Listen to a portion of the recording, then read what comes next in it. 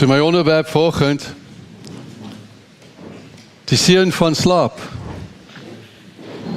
Die seën van slaap. Ek wonder of iemand is wat al rusteloosheid gehad het in hulle slaap. Angstigheid, bekommernis, draai in die bed, dat jy jouself toedraai in die laken en die duvet. Weet jy dat die aand, nag, is wanneer ons as mense die kwesbaarste is op aarde. Ons is kwesbaar vir aanvalle van buite. Ons kan ons huise vol tralies maak, ons kan wonderlike stelsels van alarmstelsels hê. Niks verkeerd daarmee, maar ons vertroue moet in ons God wees. As 'n persoon gaan slaap met angs en benoudheid, met haat, met nyd, met 'n stryd met sy vrou of sy man of oor die kinders, jou slaap word gesteer. En dan kom moedeloosheid, hopeloosheid, en jy word wakker, in plek so om die Here te groet en vir hom gesê goeiemôre, is net goeie maniere, ek groet hom elke oggend, goeie maniere. En dit is, wanneer die vyand in die aand na julle kyk en erken haat, nyd, onvergewensgesindheid, onsteltenis. Wanneer hy sy natuur in ons vind, dan trek dit hom daarna soos 'n magneet. Wanneer ons slaap, is ons die meeste kwesbaarste ooit in jou lewe. Jy's nie op jou hoede nie, jy's nie paraat nie, jy sit nie met 'n wapen in jou hand nie. Maar ek wil vir jou ding sê, hierdie hele preek gaan oor hierdie instelling. Die Bybel sê, God gee aan sy gunsgenote, bedien hy hulle in hulle slaap. Dink aan daai stelling, wanneer jy die meeste kwesbaar is, wanneer nagmerries kom, wanneer die vyand kom besoek in die aand, is sy gunstelinge tyd om te kom. Dat God hou wag oor ons, terwyl ons slaap. So kom ons begin. Spreuke 3 vers 24. Jy hoef nie bang te wees nie. Wat 'n wonderlike stelling. God het ons nie 'n gees van vreesagtigheid gegee nie, maar van krag, liefde en selfbeheersing. Vrees is 'n open deur vir die vyand om jou te kataza. Jy hoef nie te vrees nie, vir die gevare in die aand. Vir die aanvalle oordag, vir die pes wat in die donker toeslaan, en die siekte wat helder oordag verwoesting slaai. Die vrese van die nag, dat die vyand wil altyd ons swakhede, ons ongeloof, ons twyfel, dat hy dit wil uitbuit. Hy het gekom om te steel, beroof en om dood te maak. In Psalm 121 vers 3 en 4 staan daar mooi. Hy, dit is God, hy sal nie toelaat dat jy struikel nie. Ek wil vir jou sê, as jy struikel, jy trap oor jou skoenvete of jy struikel oor iets wat jou skoen raak, weet jy wat ek van God hou? As jy struikel en val, en hy tel jou op, hy plaas jou nie waar jy was nie, hy gaan sit jou so 1 of 2 meter voor die tyd, dat jy deur jou struikel kan vordering kry. Ek hou daarvan, God sit jou nooit, as jy jou sondes bely, hy los jou nie waar is nie, hy plaas jou in 'n stemming van lof en aanbidding, dat jy jouself nie veroordeel, dat jy jouself nie sleg sê nie. Die Bybel sê, hy sal nie toelaat dat jy struikel nie. Hy wat jou beskerm, slaap nooit nie. Waarlik, die beskermer van Israel, of Gary of Rone, of wat jou naam is, die beskermer van, sit jou naam daarin. Kom ons sê het gou kliphard, die beskermer van? Ok, die ander is heel aan die slaap, en hierdie preek, moenie nou heeltemal prakties toegepas word, nie asseblief. Nee. Hy wat jou beskerm, slaap nooit nie. Waarlik, die beskermer van Israel, slyme of slaap nie. In ander woorde, hy is altyd op pos. Hy is altyd daar. Dit is net baie goed om hom te nooi. Dit is baie goed, jy sien, af ons sê, Here, dankie vir wat u gedoen het. Is dit net maniere. Maar as jy leer om te sê, Here, by voorbaat dankie, dan prys jy hom op krediet. So wanneer ek gaan slaap, ek sê, Here, dankie dat ek kan gaan slaap, en ek sê vir die by voorbaat dankie, dat u hou wag oor my en my gesin en my familie en oor ons gemeente. Baie dankie daarvoor. Jy sien, die een is manier en die ander een is geloof. 'n Geloof is 'n wagting dat God sy woord sal hou. Wat is die voordele van slaap? Ek hou hiervan. In Engels ons sê that sleep allows you to push the reset button. Ek weet nie wat in Afrikaans dit is, die regte knoppie wat aangestel word. Ek weet nie, klink nie so goed nie, né? Het jy geweet dat as jy begin slaap, dat in daai tyd 'n kalmerende effek kom oor jou. Daar kom 'n rus oor jou. Dit effekteer ons hormone, dit effekteer hoe ons wakker gaan word. Vital rusteloos geslaap, en dan word jy wakker, en jy is kwaad. Jy is geïrriteerd.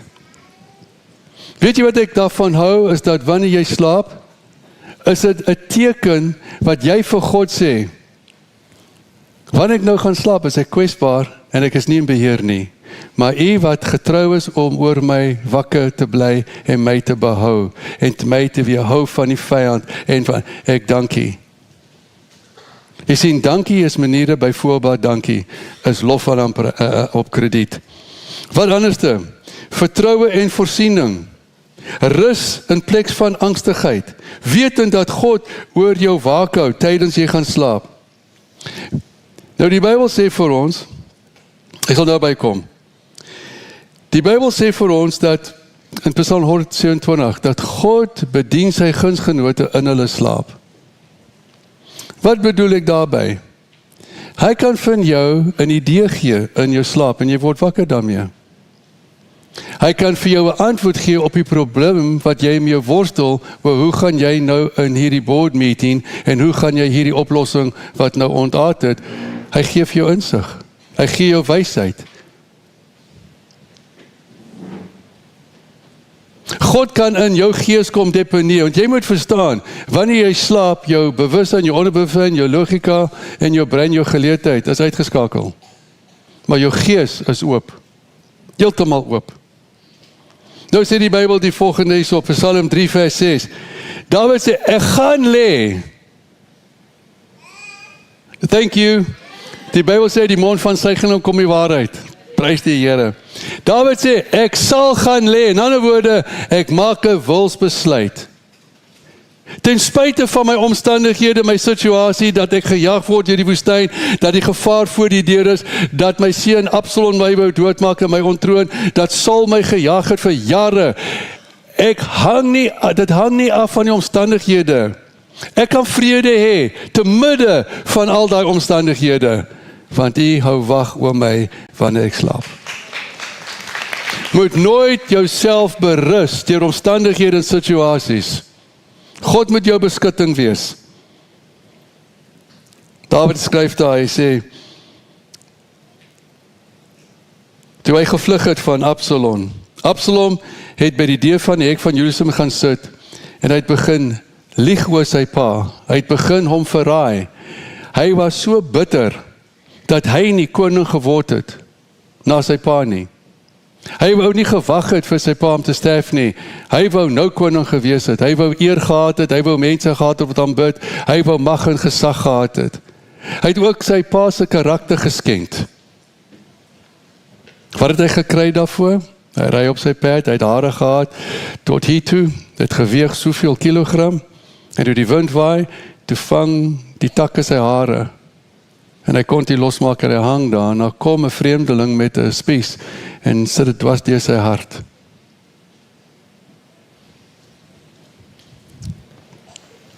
Dink nou gou hier aan.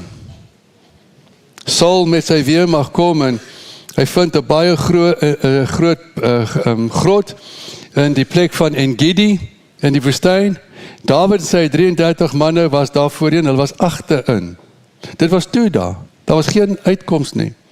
Hier kom Saul met 'n hele weermag en hulle vul die res van die grot. En dis wanneer Dawid hierdie goed geskryf het. Al wat hy gesê het, Here, ek kort nie 'n uitgang as daar nie 'n uitgang is nie, want U is my uitgang. U is my uitkoms. U is my... En ek dog vir myself, wat sou gebeur as een van daai perde genies het? Of in 'n slaap gepraat het? Ek weet, 'n giveaway. Maar die Here is selfs in beheer van jou snoesery. Ek het nie idee wat ek nou gesê het. Daai Afrikaans woorde net uitgekom, maar dit het so goed geklink. Dit klink amper so sous. Sorry vir dit. Ai, julle. Dawid gaan in die stilte en hy sny 'n stuk van sy kleed af. En toe hulle uitgaan, hy sê, kyk hierso, die Here het my jou in jou mag, in my mag gegee, maar ek het geen leed aan jou, want jy is nog steeds die gesalfde van die Here. Nou, Dawid het nie elke aand opgestaan uit vrees en benoudheid en geworry. Jy ken ons die woord worry, nee, wrong options running right through you. In plaas van verkeerde opsies wat jou gedagtes op hol laat loop. Hy het nie vir ontsnapping gesoek nie, want God sê, hy is altyd die deur. Hy het sy oë eenvoudig toegemaak, sy kop neergelê en gaan slaap, wetend dat God sy lewe sal spaar. Hoekom? As God jou roeping gee, jy kan nie voor jou tyd sterf nie. Wat wil ek jou sê vandag? Ek sal eendag daaroor preek. As God jou toegerus het, as hy jou bekwaam het en jou 'n roeping gegee om iets te doen. As 'n goeie rentmeester, wanneer jy klaar is, sal God jou kom haal. Die vyand het geen mag. Die Bybel sê, o graf, waar is jou mag? O dood, waar is jou angel? Die Here het albei daar op die kruis uitgesorteer. Sien, ons geloof en ons vertrou moet in God wees. Enigiets wat mense maak, kan mense breek. Elke alarmstelsel, elke veiligheidsding kan hy breek. Maar niemand kan God se greep van getrouheid breek oor sy kinders nie. That was a good saying, Lord. Nou, geloof is nie die afwesigheid van 'n storm nie. Dit vind rus te midde van die storm, die gevaar en die chaos. Jy sien, as jy geloof in jou hart het, het ongeloof nie plek om jou te tart nie. Nou, Matteus 8 vers 24, ek hou hiervan, die Bybel sê, Jesus was in 'n visserboot met sy 12 disippels. Die 12 disippels is gesoute matrose, gesoute soos 'n bokkom. Hulle was die honderde storms, dreigemente. Baie keer die golwe oor die boot gaan, daar was meer water in die boot as in die oseaan. Hulle was papnat, party was oor boot gegooi. Hulle is dit gewoond. Hulle is sterk, hulle is taai, hulle is regtig mense wat dit kan hanteer. Jesus gaan aan die agterkant van die boot, vat 'n kussing, lê sy kop daar neer en gaan slaap. Hoekom? Want hy het geweet. Sy pa hou wag oor hom. En hy sit sy kop neer op daai kussing. En ten spyte van die gevaar, ten spyte van alles wat kon verkeerd gegaan het hy geweet, my Vader slaap nie. Hy hou wag oor my. En ek sal my skepingsdoel, ek sal kruis toe gaan, ek sal begrawe word en ek sal opstaan. Niks kan jou doodmaak as God 'n roeping op jou lewe het nie. As hy 'n doel vir jou, jy wil sê God doen alle dinge volgens die doel van sy raad, van die wil van sy raad. Elke keer. Dis al 'n riem onder die hart, né? En toe dink aan hierdie gedagte. Jesus slaap in die middel van die storm. Hoekom? Want hy het geweet, my pa is in beheer vir die storm, al is ons in die boot nie. Onthou, Jesus was ook God in die vlees, maar is ook 'n mens. Hy het geweet, ek gaan lekker slaap. Ek gaan 'n uiltjie knip. Ek gaan so vars wakker word, asof niks gebeur het nie. In plain Afrikaans, ek dink hy het vasgeraak aan die slaap in die arms van sy vader. Kyk na hierdie kleintjies. Wat is? Onthou het jy 'n kleintjie gehad en skree en alles, en dan kom 'n tyd, die kind raak net aan die slaap. Terwyl geraas en musiek speel en alles, unbelievable. Jy sien, wanneer jy slaap, moet jy jouself visualiseer, dat jy lê jou hart aan, jy lê jou oor, jou kop aan die hart van jou vader. Hoekom? Want as jy God se hart klop vir jou, jy's myne, ek het jou gekoop met 'n duur prys. Ek sou nooit verlaat of vergewe nie. Ek is met jou, maar oral waar jy gaan. As jy gereed in jou slaap sê, Here, ek sit my kop nou op u bors. Net soos Johannes, toe hulle die nagmaal gehou het, en Jesus sê, ek gaan verraai word, ek gaan nou doodgemaak word. In hulle rou, in hulle moeite, het Johannes op Jesus se kop gelê en rus. Wat het hy gehoor? Die hartklop. Wat het die hartklop vir Johannes gesê? Dit gaan klop disselboom tussen ons twee. En ek wil hê as jy weer van vanaand gaan slaap, net soos daai kussing, lê jou kop op die hart van jou Skepper. En luister hoe klop sy hart vir jou. Dis mooi, né? Bless God. Psalm 107 vers 23 na 30, ek gaan gesom lees. Ek het dit so geniet. Ek het so gelag toe ek hierdie ding lees. Sommige mense het met skepe op die see gevaar en op die groot oseane handel gedryf. Hulle het die Here se werk gesien. Wonderwerke, wonderdade op die diepsee. Hy praat en die stormwinde steek op en die golwe word al hoër. Die skepe is hemelvaartsgeslinge. Man, is dit mooi Afrikaans in die ou vertaling. Die bote is opgeslinge. Jelle. They land with a splash, you know. Die bote is opgeslingel en dan weer in die dieptes toe getuimel. Die matrose was radeloos en vreesagtig. Net soos dronkaards getol en gewaggel en al hulle kennis is tevergeefs. Toe roep hulle in hulle nood. Here, help ons.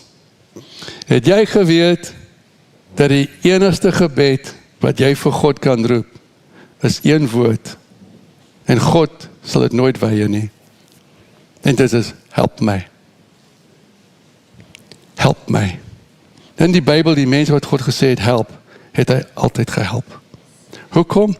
Want Spreuke 46 vers 1 sê in jou Afrikaans vertaling, die Here is in 'n hoë mate beproef gevind. Die oorspronklike taal sê in Engels, ek sal vir jou sê hoe die Hebreërs dit sê, God is a present help in the day of trouble. Hy's 'n heilige, is that right? Heilige, no hulp in die dae van moeilikheid. Snaaks dat die Heilige Gees die naam as helper. Snaaks, nee, dat toe Jesus op die water na die speels kom, allemaal gedonk, hy's 'n spook. Petrus sê, as dit is, sê ek moet kom. Hy sê, kom. Jong, as die Here hoef net een woord te gebruik, hy gebruik nie twee nie. Hy gee net 'n bevel. Kom. Dink jy hy was braaf? Ek dink hy het die ritteltit gekry. Ek mag dit sê, nee. Oké, dankie.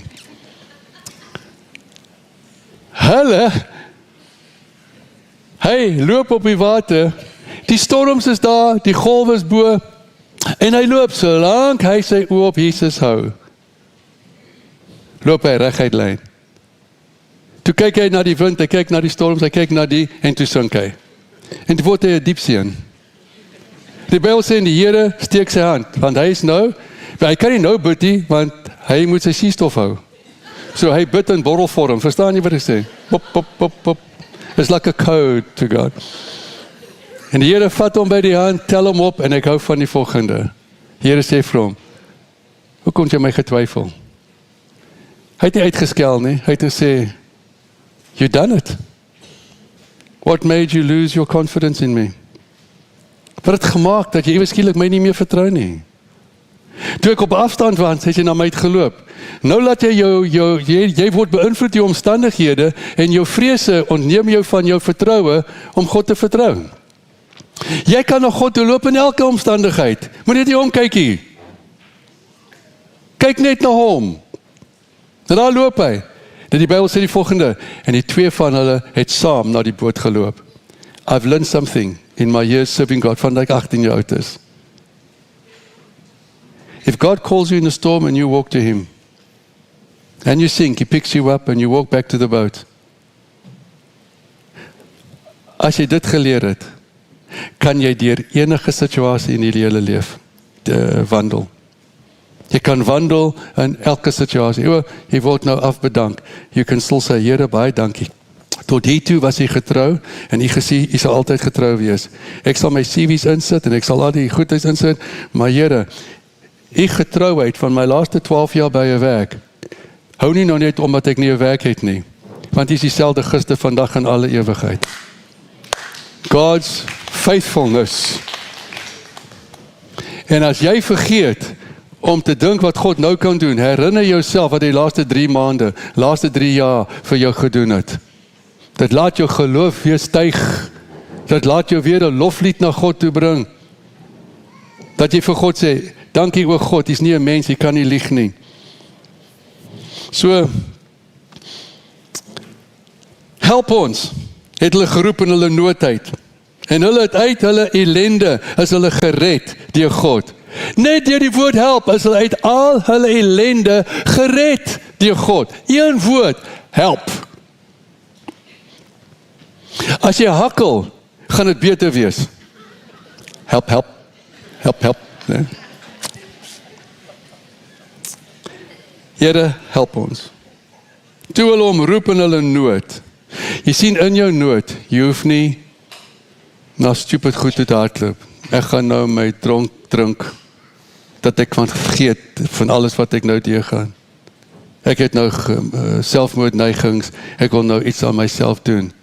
Wanneer jy krities om hulp nodig het, en jy sê, Here, help my, maak nie saak watter wapens die vyand in jou het.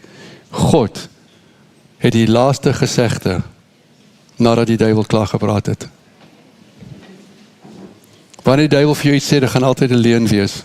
So hoor wat hy sê, maar glo die teenoorgestelde, dit is wat God probeer vir jou sê. Dit is nie te moeilik nie.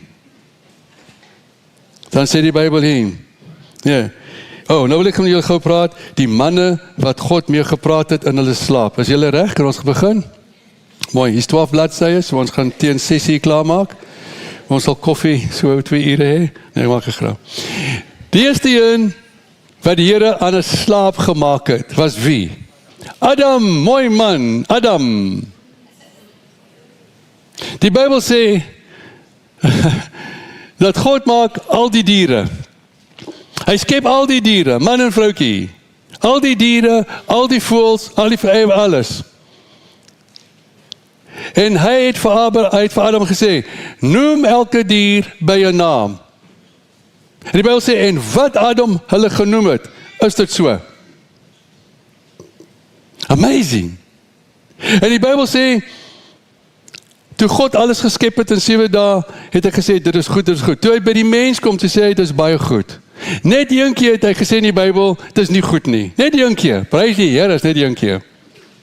Ek sê nou sê, wanneer daai ding inkom. So die Here sê, dit is nie goed, dat 'n mens op sy eie is nie. Dat hy alleen is.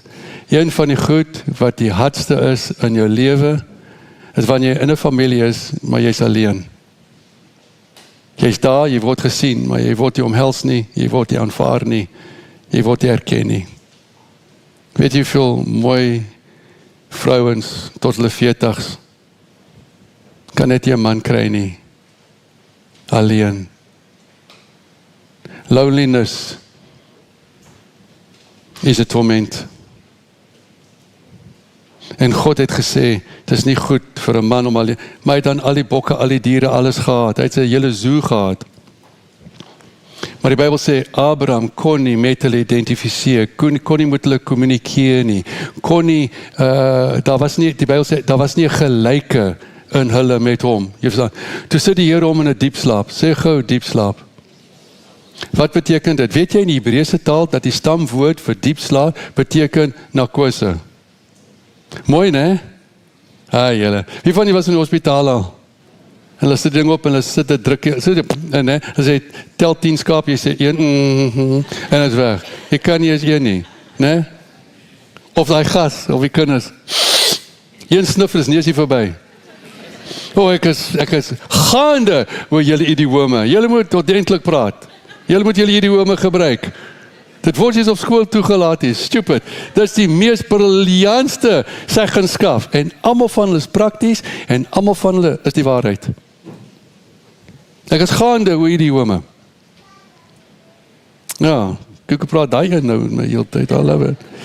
So, God laat Adam gaan slaap, en die Bybel sê, en God maak 'n snit in sy sy. Vat 'n ribbebeen uit, gaan loop daarso, en van die ribbebeen vorm hy Eva. En God maak die gat toe met vleis. Die Bybel sê, nou hier is 'n vraag, hoekom het God hom so diep laat slaap? Omdat God wou hom weerhou het van die pyn. Het jy geweet dat daai, om die vrou uit die man te kry, was die eerste chirurgie in die mensdom.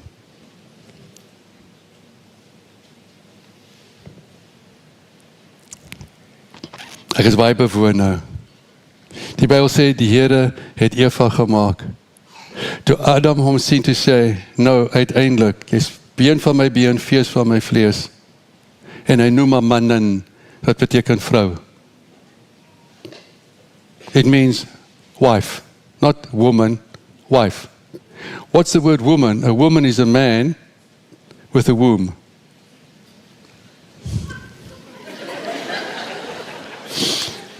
You got a man and you got a woman.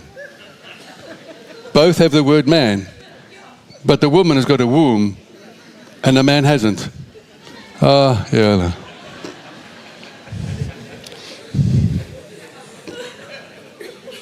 Ek wil nie nou verder oor hierdie onderwerp gaan nie. If you're a man, you're a man. Please stay a man. Dis al wat ek gaan sê.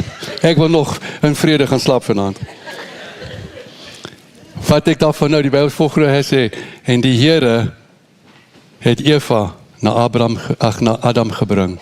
En die Here, God, Vader, het vir Eva na Adam gebring.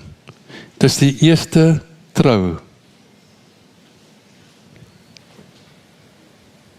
Toe ek met my mooi vrou trou, het haar pa haar gehaak, ek staan daarvoor. Ek kom af en hy sê die prediker, vir wie gee jy hierdie vrou? En ek het so blyd gesê, vir Gary. Nee, dink net in sy slimheid, hy het 'n ander naam gegee, ek sou hom daar gevoeter het. Kobus, maar ek is nie Kobus nie, Gary. Weet jy wat vir my baie bewoon maak, is dat alles wat in die Ou Testament is vervul in die Nuwe. Die Ou Testament, Nuwe Testament is toe die lippe van God, nog steeds God se woord.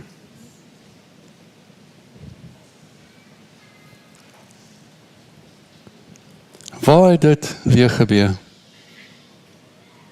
In Johannes hoofstuk 19 van vers 13 sê die Bybel dat daar's 'n kruis ter duisende mense, honderde duisende mense, elke dag.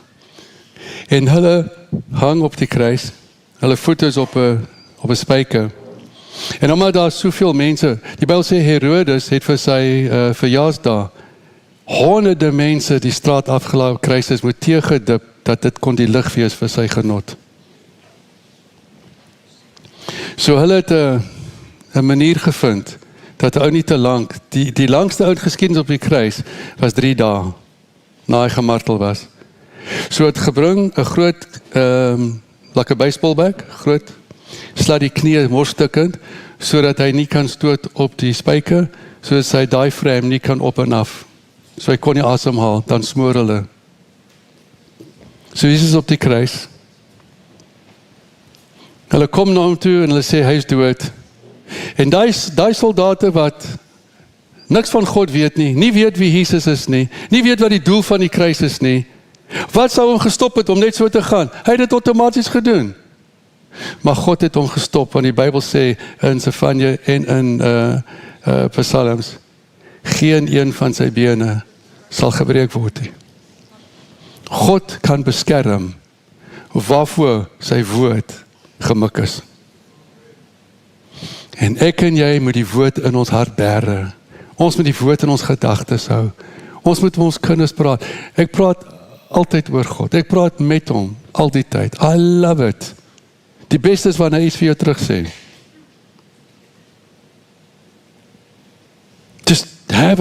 Just talk to God. Talk to him. So, daar kom 'n ander soldaat, en hy wil nou die laaste steek kry. Hy vat sy spies, steek dit in Jesus se sy, en bloed en water kom uit. Die Bybel sê in 1 Korintiërs 15, jy het die eerste Adam, jy het die laaste Adam. Deur die eerste Adam kom sonde, deur die laaste Adam kom vergifnis en redding. Are you with me? So net soos God in die begin uit Adam se sy die vrou gaan kry en dit daar gemaak. Net so, toe hy spies deur sy sy sit, was die bruid die kerk gebore en Jesus het sy bruidegom ontmoet. It's beautiful.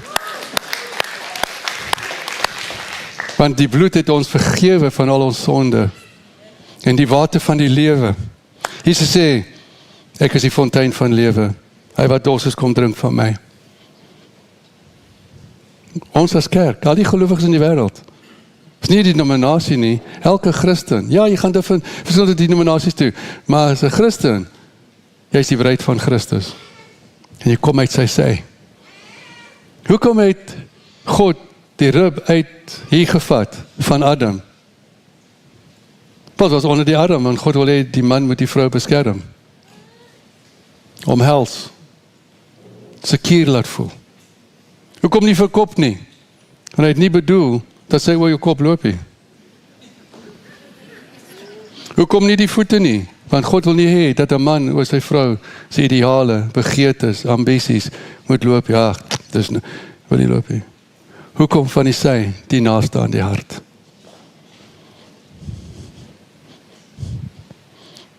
Goed. Kom ons gaan. Abraham, ag my moeder, Abraham. Is er nou in Genesis daar? Genesis 15, 9 tot 11 kan jy gelees. Abraham word ontmoet deur Jesus en God sê vir hom, I love this. God sê vir hom, I love this.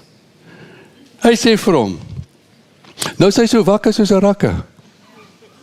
Hy sê vir hom, Abraham, gaan en kry 1 bokram 3 jaar oud, 1 ooi 3 jaar oud, 1 bok 3 jaar oud, en dan kry tortelduwe en dan kry ook pigeons.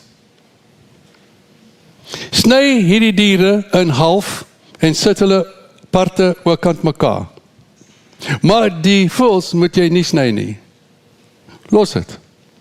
En dan word God gee vir hom die voorreg om hom te gehoorsaam, dat hy nie weet waaroor alles gaan nie. Onthou toe God vir Abraham sê, gaan, het hy gegaan, nie wetend waar hy gegaan het nie. Jy hoef nie te weet, as God vir jou sê, gaan, as hy weet waar hy jou neem, hoef jy nie te worry waar jy gaan nie. Jy moet in sy voetstappe wandel. So, terwyl Abraham aktief was, wakker was, het God met hom gepraat met sy logika. En hy sê, doen dit. Hy doen dit.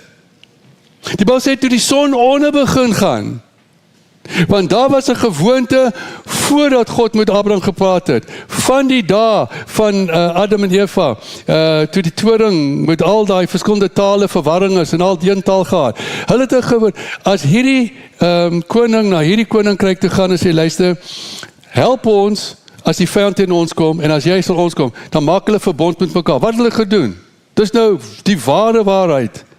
Het hulle daai beeste gevat, daai skaap gevat, middeldeur, en dan hier is ons een stuk en daar is een stuk. En al twee van hulle loop deur. Hy loop die kant en hy maak in die vorm van die 8. Hulle sluit 'n verbond met mekaar. Hulle sê die een wat dit breek, hy sal doodgemaak word. Nee? So God sê vir Abraham, he knew what he was doing. Was al gehele kennis vir hom. Maar hy het nie geweet gaan 'n verbond wees tussen hom en God nie. En toe dit donker word, sê die Bybel, het hy gekyk en hier kom al die kraaie vir die karkasse. En hy sê, in Afrikaans, voetsek. As hy 'n Christen was, sjoe. Sjoe, dis net, ja, ek weet nie. Voetsek is 'n mooi woord, nee. Wel, vir 'n krou. Ek plaat myself heeltemal in 'n doodloopstraat op die oomblik. Now, God told him, obey me, cut the animals and put it.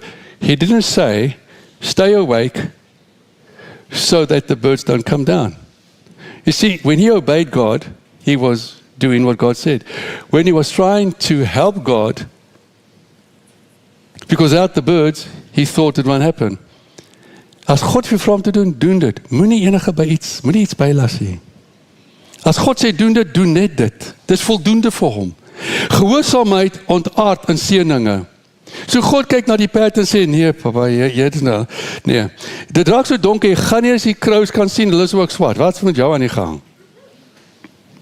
En die Here laat 'n diep slaap oor hom kom. Yes, I love it. Hy raak so snoesig. Sy intellek, sy geleerdheid, sy bewussyn, onbewussyn is totaal uitgeskakel. Wat is nou oop teenoor God? Sy gees. En God is gees. God praat direk met jou hart. So, die Bybel sê, toe het hy 'n droom. En hy droom 'n pot van vuur kom en tussen almal so gegaan het. En God sê, jy het my gehoorsaam. Jy gaan nooit jou kant kan hou as mens. Maar ek gaan namens jou en namens my en ek hou verbond met beide van ons. Maar as jy in my verbond wil bly, jy moet my lief hê met jou hele hart, al jou siel, al jou verkrag. En jy moet my respekteer en jy moet my vrees. Die Bybel sê die slotsom van alle dinge is vrees God en gehoorsaam hom. So wanneer ons aktief is God passief. Wanneer die mens passief is God aktief. Do you understand? Wel sê God het ook gerus. Ek vra die Here jare gelede, hoe dit gewerk hierdie nommer 8? Nommer 8 in Hebreërs, elke letter, daar's net 22 letters in hulle alfabet. Elkeen het 'n betekenis, elkeen het 'n nommer en elkeen het 'n prentjie. So nommer 8 beteken verbond, want die enigste nommers by mekaar wat jou insluit. So jare gelede sê ek vir hom, would you explain this number 8 to me please? Talk to God, ask him. Hy is die bron van kennis van, he loves chatting to you. As hy iets vir jou sê, moet jy nie vir jou hou nie, jy moet dit deel aan ander mense ook verryk. Hy wys my 'n 9 en hy wys my 'n 6 op die rug van die 9. So jy het 8. 9 en 'n 6. Die twee langstukke op mekaar. Ek sê vir hom, ek verstaan nie die nie. Hy sê, nommer 9 in my Bybel is die Gees, die Heilige Gees. Nommer 6 is die mens. Almal van ons is sonde ontvangend gebore. Maar wanneer die Gees jou as 'n sondaar oortuig van sonde en geregtigheid, en die Heilige Gees kom op jou gees, en jy aanvaar Jesus, dan is jy 'n nuwe mens in Christus. Hy maak verbond, hy hou dit. Maar ons moet met hom saamwerk. We got to love him, we got to hate sin. We got to hate what God hates, we got to love what God loves. Kom, ek het nog net 'n paar minute. So, dan sê God vir Abraham in 'n droom, Abraham, die grond waarop jy lê, ek gee vir jou en jou nakroos, ek gaan jou vader vir baie nasies maak, ek gaan jou so seën. Sien, in die droom gee God vir Abraham sy hele toekoms, sy hele roeping, sy hele doel waarvoor God hom geroep het.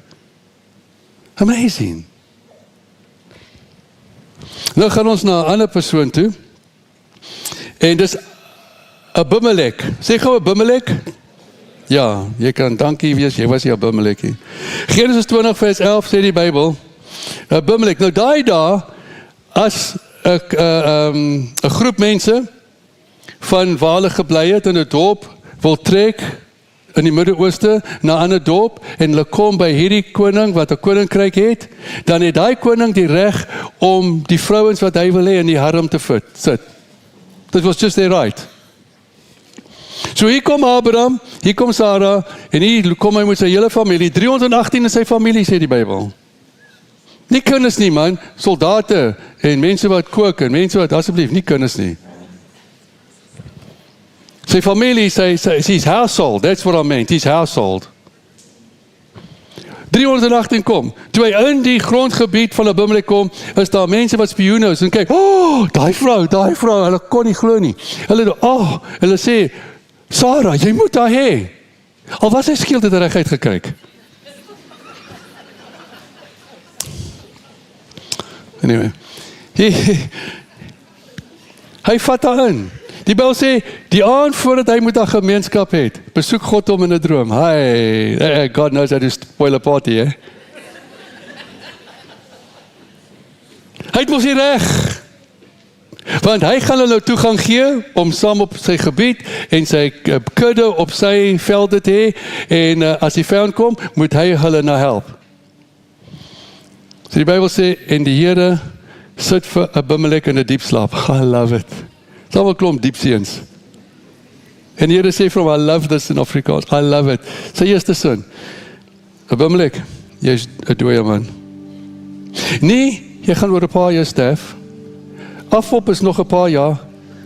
In the original Hebrew, he says, Abimelek, you're a dead man. Julle, nee, nie presies, a dead man. Ek tog, hoeveel genade is in daai woord? Jy's 'n dooie man. Die volgende vers. Daarom, wanneer jy iets in die Bybel lees in jou kop, snap dit en jy verstaan nie, nou hoe kan God dit doen? Lees net die volgende vers. Lees net die volgende vers. Dit sal alles jou verduidelik. Die volgende vers. En die Here sê vir hom, die vrou wat jy nou geneem het, behoort aan 'n man. Gee haar terug. Wie van julle weet, as 'n man 'n oog op 'n vrou, hy gee niks terug nie. Dit is nie sommer vervat nie, maar hy vat. En God sê vir hom, ek het reeds die baarmoeder van al jou vrouens in jou koninkryk toegemaak. Gee die man terug. Hy begin met God praat. Nou is nou gees, sy intellek is nie meer daar nie. Hy sê, Here, hierdie vrou het vir my gesê, haar man is haar broer, en sy het gesê, wel, hy het die waarheid gepraat, want het was dieselfde man met 2 verskillende ma's. So hulle was half broer suster. Same father, different mothers. Toe sê Abimelek vir God, met 'n onskuldige hart en rein van hande, het ek nie dit geweet nie. Die volgende vers in die Bybel. En die Here sê vir hom, ek het jou weerhou, sodat jy nie teen my sal sondig nie. What a wonderful scripture. Ek het jou weerhou, dat jy nie teen my sondig nie. Let op, God sê nie, ek weerhou jou, dat jy nie teen Abraham sondig nie. Nie teen Sarah. Alle sonde is eers teen God. Dan kom die konsekwente deur ons.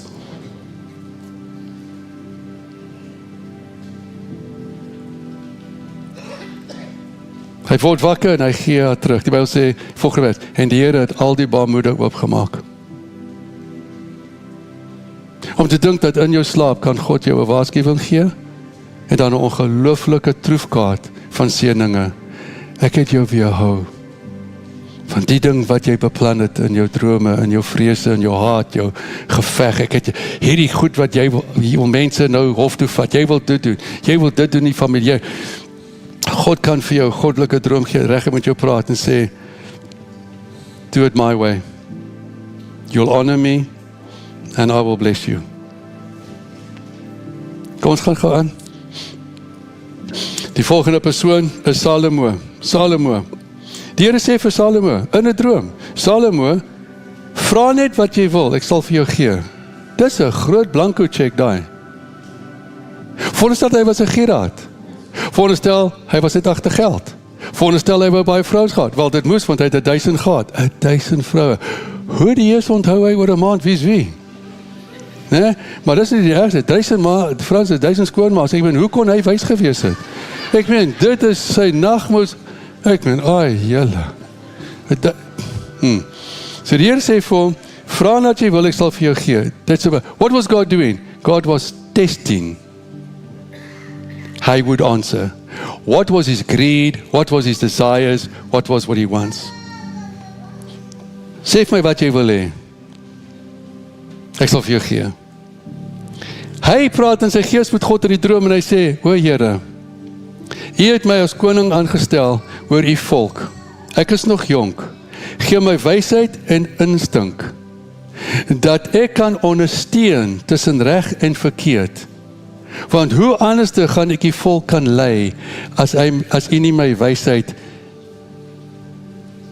en insig gee nie. Die volgende vers, en dit het die Here goed gevind.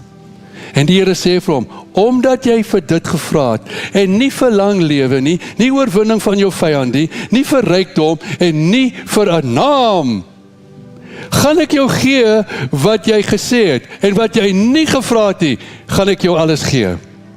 Dit was 'n toets. So God sal soms jou droom gee. Wat wil jy hê? Ek wil dit, ek wil dit. Wel, wat ek vir jou het is beter. Dit wat jy het, gaan jou ondergang beteken. Dit wat ek vir jou gaan gee, en meer vir jou gaan gee, is omdat jou hart is nou geset op my. Geen gretigheid, geen spoggery daarin. 'n goeie rentmeester vir God se eer. Kom ons lees gou hierso. Ek het nog 7 minute. Josef was een van 12 seuns. Sy pa het van hom gehou. Hy was die appel van die oog. Die ander ouens hulle het net gearriveer. Hy gee vir sy seun 'n baadjie van baie klere. Wat beteken, dis pa se spogkind. Dis die appel van my oog. Die ander, nee wat, almal het katarakke. Dit is waar nie man, ek sê net goed. Moenie alles glo wat ek sê nie, as ek net skrif aanhaal, moet jy my glo. Die Bybel sê, hulle was so jaloers. Hoekom? Hulle klere was bland. Verstaan jy? Lappe. Ek meen, hierdie ou het 'n kaduchi, verstaan jy? Hierdie ou lyk so 'n kersboom met al die ligte aan. Hulle kyk, wow! Nee wat? Hulle kry nie eens by hulle pa 'n roset op die ou val kakie klere nie, niks nie. Die Bybel sê, laat hom gaan slaap. En ek kry 'n droom. 11 gerre koring staan op en buig voor hom en hy staan kies regop. Hy was nie heeltemal daar nie, né? Josef. Want Josef het van God nou net ontvang hoe God hom gaan gebruik wanneer sy gesin net 70 is, na Egipte toe gaan. Hy gaan tweede bevel van Farao wees. Hy gaan soveel guns hê dat hulle so goed was dat hulle van 70 na 2 miljoen geword het in 400 jaar. Dit wil sê God het guns. Hy het die tweede koets gery. Niemand kon iets in Egipte doen as Josef nie sy vinger op te. God gave him a dream saying, this is your purpose. But you got to be humble. You got to be honest. You got to treat people fair. Hy gaan sê, hey boeties, weet jy wat? Kom julle 11 gerwe hierso, kom hierso. Julle gaan voor my buig. Nou was hulle klaar jaloes, nou is hulle hel in. Nou plot hulle al klaar. Hoe hulle gaan hom doodmaak. Hallo? Die Here gee 'n tweede kans. Die ou kappe eiltjie daar, waaragtig, die maan, die son en 11 sterre buig voor hom. Hy sit 'n klikbek, hy kan hom nie help nie. Hey, weet jy wat? Vergeet die erwe. Pa die son, ma die maan, en julle 11 sterre, gaan weer voor my. Nou was hulle die hel in nie. Nou het hulle teruggekom uit die hel uit. Nou is hulle die duiwel. En hulle het hom probeer doodmaak. Wie sou, luister, wanneer God jou droom gee, wag vir hom, om het uit te voer in jou lewe. Moenie daaroor nou gaan dink, ek sê, I'm God's man for God's hour. Moenie dink dat jy's nou die enigste gunsteling. Moenie jou broers jaloers maak nie. Moenie dit doen nie. Don't tell them. Shame. Nee? Ek weet hoeveel van ons vat pille net om te slaap. Dat vir ons pille om wakker te word. Ons hele nasie is op die pil. There's a good pill, it's called the gospel. Take it. Elke pil wat jy vat, is nooit gemaak by die maatskappye om jou gesond te maak. Dis om net dit oor te gaan, né? Want jy sluk een pil met die hoop dit gaan werk, maar daar is omtrent so 1221 na-effekte. wat gevaarborg is. En ons het geloof om my pil te sluk. Dan vat ons 'n ander pil, die gaan dokter, hy gee jou 'n ander pil vir die ander pil, om hierdie pil te teevoeter, om hierdie een te neutraliseer, en hy het ook 909 effekte. But when you have the gospel of Jesus, the gospel, the pull of God, if you have the gospel, dit het geen neeweffekte nie. Dit het net seëninge in, net voordeel vir jou in. Ek sê vir jou, eet die woord. Eet die woord. Come on, eet die woord. So, ons gaan gou Jakob toe. Jakob is op pad, hy vlug van Esau, want hy was 'n bedrieger. Jakob die hakskeen. Jy sien, die twee was in die baarmoeder. Hier kom Esau, en David vat sy hand, gaan na die enkel toe, trek hom af. Amen. Yes, ek het nie geweet, laities kan dit doen in die baarmoeder nie. Trek hom af, soos 'n engine. Toet, verstaan jy? Trek hom af. Hoekom? Hy wou eers gekom het. So hier kom jy so uit. David, Jakob is baie kwaad. So hy gaan na sy pa toe, jy ken die storie, hy gaan kry die vleis. Wie is jy, my seun? Ek is Esau, hy het gelieg. Hy het gelieg. Sy pa kry snif vir die neus, ryk ons sê nee, jy is nie hy nie.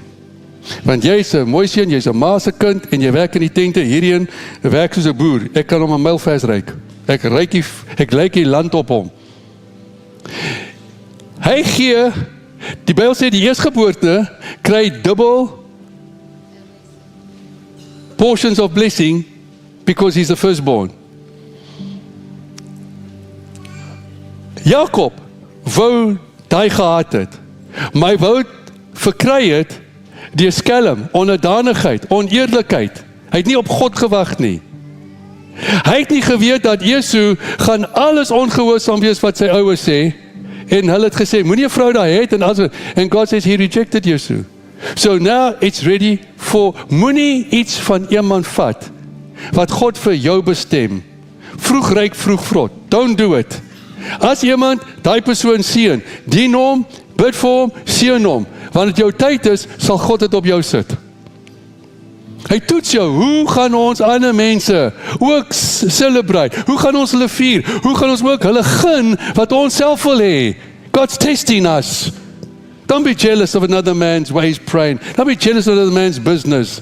God will bless you. Nee? So hier kom Jakob.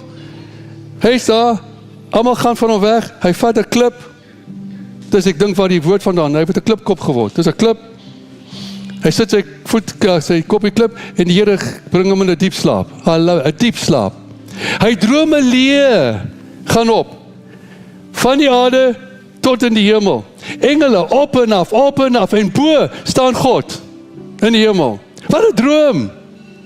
En die Here sê vir hom, Jakob, ek is die God van jou vader Abraham en Isak, die land waarop jy lê, ek gaan het vir jou gee, ek gaan jou seën, en ek gaan jou naam verander, van Jakob die bedrieger, ek gaan jou verlede, ek gaan jou reputasie uitwis, ek gaan jou naam verander, in 'n droom, nie meer Jakobie, jy is nou Israel.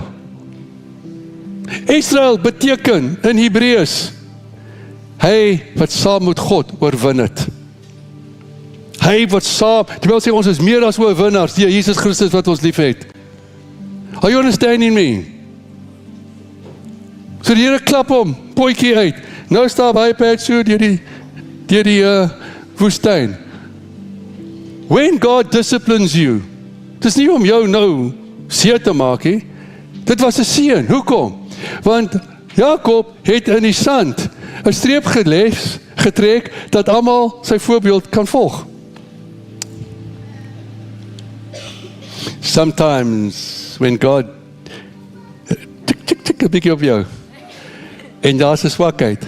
Daai swakheid laat baie mense besef dat wanneer ek swak is ek sterk, sê die Here. Some of us must also leave a spoor behind vir ons kinders, ons klein kinders. En die beste spoor is jou voorbeeld. Los dit vir hulle. Laaste een, die wyse manne. Die wyse manne kom Herodes toe, waar is hy? Hy is gebore, hy gee hom die punt drop, en daar gaan hy, en Herod is so die ding is in, want hy weet waar hy is, en hy hoor, 'n nuwe koningsgebore, hy was jaloers. Hy sê, ek wil saamgaan, want ek wil hom aanbid. But he wanted to worship God, but he actually wanted to kill him in the process of worship. As die snaaks dat, selfs Judas, die discipel, het Jesus verraai, hy het gesê, die een wat ek soen, dit is die een, vat hom. Het jy geweet die woord soen, proskuneo, in Grieks beteken, to worship. Hy het Jesus in die tuin van Getsemane, deur 'n soen, deur aanbidding, verraai, vir 30 stukke klippe, goud. Not everybody that worships God does it with the heart. They've got wrong intentions. You can't worship God if you're married and your wife comes to the same church. You can't. It's an abomination to God. So, die Bybel sê, God laat julle 'n droom kry, die wyse man en sê, moenie weer teruggaan van waar julle kom, hoekom? Want hulle sou dan, mense kan agterna, vat 'n ander roete. Also warning them.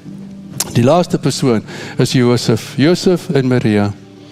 Daai die Jode, wanneer hulle verloof raak, volgens die Jode, is hulle klaar saamgestem om te trou, hulle wag nou net vir die goedkeuring van die ouers. Waaragtig sy raak swanger. Die Bybel sê, Josef was 'n regverdige man, en hy het God gevrees, en hy het al die wette van Moses nagekom. Want die wet sê, jy slaap nie met 'n vrou, tensy die bruilof klaar is, en dan terwyl hulle nou 'n makiti hou en lekker is, daar's 'n tent en dan gaan vry julle daar, terwyl ons nou happy is, raak julle nou daar mekaar, en dan vat 'n laken wat die bloed op het, om te kan vertoon, dat beide van julle was magte, sodat beide van julle families kan geëer word. Are you understanding me?